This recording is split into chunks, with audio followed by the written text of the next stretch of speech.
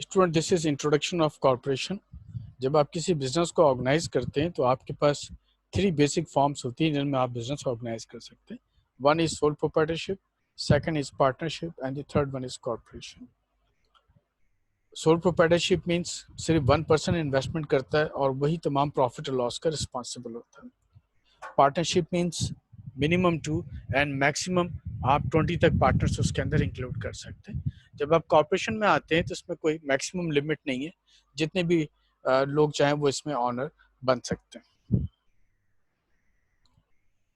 Corporation में चूंकि ज़्यादा लोगों की इन्वेस्टमेंट होती है तो उसमें हमारे पास डिफरेंट ऑप्शंस आते हैं, जिसमें सबसे पहला ऑप्शन जो आपको समझना है वो ये कि जो बिज़नेस है ये सेपरेट लीगल एंटिटी की हैसियत रखता है। यानी इसमें लोग आते हैं, जॉब करते हैं, बिजनेस इन्वेस्टमेंट करते हैं, चले जाते हैं, ऑनरशिप रखते हैं, लेकिन उनसे बिजनेस के ऊपर कोई इम्पैक्ट नहीं आता। बिजनेस अपनी जगह एज इट इज़ कंटिन्यू रहता है। फॉर एग्जांपल एक कंपनी ले लें आप, कराची इलेक्ट्रिक की। तो कराची इलेक्ट्रिक पहले गवर्नमेंट के पास थी, फिर गवर्नमेंट ने इसके शेयर दूसरी प्राइवेट कंपनी को सेल कर दिए। तो कराची इलेक्ट्रिक की कंपनी कंटिन्यू है, लेकिन ऑनरशिप इसमें चेंज होती रहती है। Continuous life and transferability of ownership, जैसा डिस्कस कर रहा हूँ कि इसकी लाइफ कंटिन्यूस रहती है और इसमें जो ऑनरशिप है वो ट्रांसफ़र होती रहती है। अगर आपके पास इस कंपनी के शेयर्स हैं तो हो सकता है थोड़े अरसे तक होल्ड करने के बाद आप सेल कर दें और कोई और उसका ऑनर बन जाए। तो ऑनरशिप चेंज होती रहेगी, ट्रांसफ़र होती रहेगी, लेकिन उसका कंपनी के ऊपर कोई इम्पैक्ट नहीं आता, कंपनी अपनी जगह कंटिन्यू रहती है। Limited liability of stock holders, stock holders या जो ऑनर्स हैं उनकी लायबिलिटी लिमिटेड रहती है। लिमिटेड का मतलब आप जिस कंपनी में जितनी इन्वेस्टमेंट करते हैं आप मैक्सिमम उतना ही लॉस बेयर करते हैं। अगर उसके अलावा आपकी और एसेट्स हैं, प्रॉपर्टी है, इन्वेस्टमेंट है, शेयर्स हैं, तो एक कंपनी की लॉस हो जाने से या डिफॉल्ट हो जाने से आपकी बाकी इन्वेस्टमेंट के ऊपर उसका कोई असर नहीं पड़ता है। ये बड़ा इंपॉर्टेंट कॉन्सेप्ट है और इस कॉन्सेप्ट की वजह से ही कंपनीज का जो ग्रोथ है ऑल ओवर दी वर्ल्ड वो काफ़ी ज़्यादा है। इसमें ऑनरशिप एंड मैनेजमेंट सेपरेट रहती है। ऑनरशिप एंड मैनेजमेंट सेपरेट रहने का मतलब ये कि अगर कोई साहब कराची इलेक्ट्रिक में जॉब करते हैं तो जॉब करने की वजह से उनके पास डिफरेंट राइट्स हैं और वो अपने बिजनेस को मैनेज कर रहे होते हैं। अगर आपने कराची इलेक्ट्रिक के शेयर्स बाय किए हुए तो आप ऑनर ज़रूर हैं, लेकिन इसका कतई मतलब ये नहीं है कि आप इस बिज़नेस की मैनेजमेंट में कोई रोल प्ले करेंगे।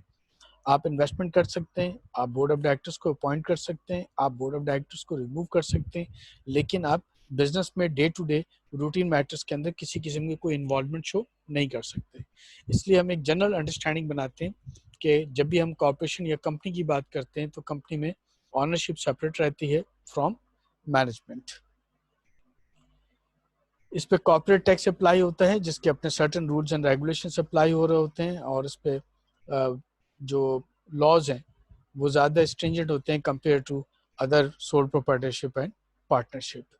क्योंकि इसमें काफ़ी लोगों की इन्वेस्टमेंट होती है, बहुत से लोग इसके अंदर ऑनरशिप रखते हैं, तो गवर्नमेंट के सर्टेन रूल्स एंड रेगुलेशंस इस पर अप्लाई होते हैं। इन रूल्स एंड रेगुलेशंस को समझने के लिए आपको जो कंपनी ऑर्डिनेंस है वो समझना होता है और सिक्योरिटी एंड एक्सचेंज कमीशन के जितनी भी रूल्स हैं उनको अंडरस्टैंड करना होता है जो कि कंपनी के ऊपर अप्लाई हो रहे होते हैं।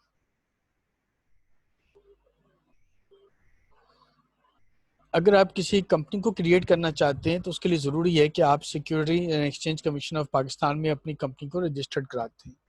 रजिस्टर्ड कराने के सर्टेन रूल्स एंड रेगुलेशंस हैं जिसमें 2-3 लोग बहुत इंपॉर्टेंट रोल प्ले करते हैं। उसमें एक लॉयर्स हैं, चार्टर्ड अकाउंटेंट्स हैं और कंपनी के ऑनर्स हैं। वो मिलकर कंपनी की जितनी फॉर्मेलिटीज़ होती हैं उनको पूरा करते हैं और उसके बाद फिर आप अपनी कंपनी जो है वो securities and exchange commission of Pakistan में रजिस्टर्ड कराते हैं।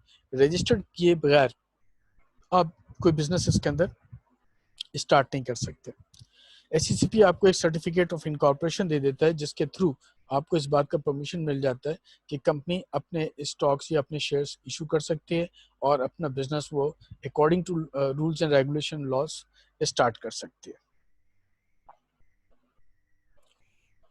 कंपनी के ऑर्गेनाइजेशन के अंदर जो चीज़ सबसे इम्पॉर्टेंट है वही कि स्टॉक होल्डर्स खुद भी डायरेक्टर्स बन सकते हैं और स्टॉक होल्डर्स डायरेक्टर्स को इलेक्ट भी करते हैं। यानी बीइंग ए ऑनर आपके पास ऑप्शन होता है कि आप खुद कंपनी में एज ए डायरेक्टर कोई रोल प्ले करना चाह रहे हो, और ये भी पॉसिबल है कि आप और डिफरेंट लोगों को कंपनी के बोर्ड ऑफ डायरेक्टर्स में अपॉइंट करें। लेकिन ये ऑप्शन आपके पास होता है बीइंग ए ऑनर के आप बोर्ड ऑफ डायरेक्टर्स को इलेक्ट करते हैं। ये जो बोर्ड ऑफ डायरेक्टर्स आप सेलेक्ट करते हैं, यही इस बिजनेस की पॉलिसी सेट करते हैं, अपने बाकी जो मैनेजर्स या ऑफिसर्स हैं उनको इलेक्ट करते हैं, और इसके अलावा वो चीफ एग्जीक्यूटिव ऑफिसर को भी अपॉइंट करते हैं जो कि रूटीन बिजनेस के मैटर्स को चलाता है। Thank you. मैं यहाँ पर इसके बेसिक कॉन्सेप्ट्स को एंड कर रहा हूँ, और इसकी जो मजीद डिटेल्स है वो आपको नेक्स्ट लेक्चर में मिल जाएगी। Thank you very much.